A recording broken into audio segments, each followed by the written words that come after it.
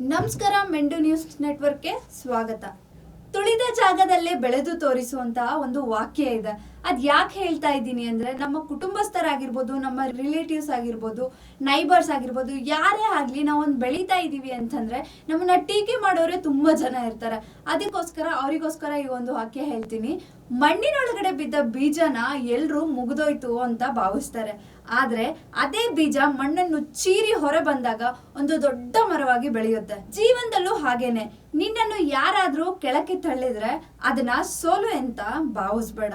ನಿನ್ ಮೇಲೆ ಬರುವ ಟೀಕೆಗಳು, ಅವಮಾನಗಳು, ಕಷ್ಟಗಳು ಇವೆಲ್ಲವೂ ನಿನ್ನ ಕುಗ್ಗಿಸಲು ಅಲ್ಲ, ಇನ್ನಷ್ಟು ಬಲಿಷ್ಠನನ್ನಾಗಿ ಮಾಡಲು ಬಂದ ಪಾಠಗಳು. ನಿನ್ನನ್ನು ತಡೆದವರಿಗೆ ಉತ್ತರ ಕೊಡುವ ಅಗತ್ಯನೇ ಇಲ್ಲ. ನಿನ್ನ ಸಾಧನೆಯೇ ಅವರಿಗೆ ದೊಡ್ಡ ಉತ್ತರವಾಗುತ್ತೆ. ನಿನ್ನನ್ನು ನಂಬಿದವರ ಮುಂದೆ ನಿನ್ನ ಪರಿಶ್ರಮದ ಫಲವನ್ನು ತೋರಿಸು. ನಿನ್ನನ್ನು ತುಳಿದ ಜಾಗದಲ್ಲೇ ಬೆಳೆದು ತೋರಿಸು. ನಿನ್ನನ್ನು ತುಳಿದ ಅದೇ ಜಾಗದಲ್ಲಿ ಯಶಸ್ವಿನ ಹೂವು ಅರಳಾಗಿ ತೋರಿಸು.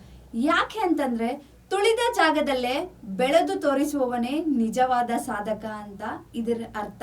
ಇನ್ನಷ್ಟು ಮೋಟಿವೇಶನ್ಸ್ಗಾಗಿ ನೋಡ್ತಾ ಇರಿ ಮೆಂಡು ನ್ಯೂಸ್ ನೆಟ್ವರ್ಕ್.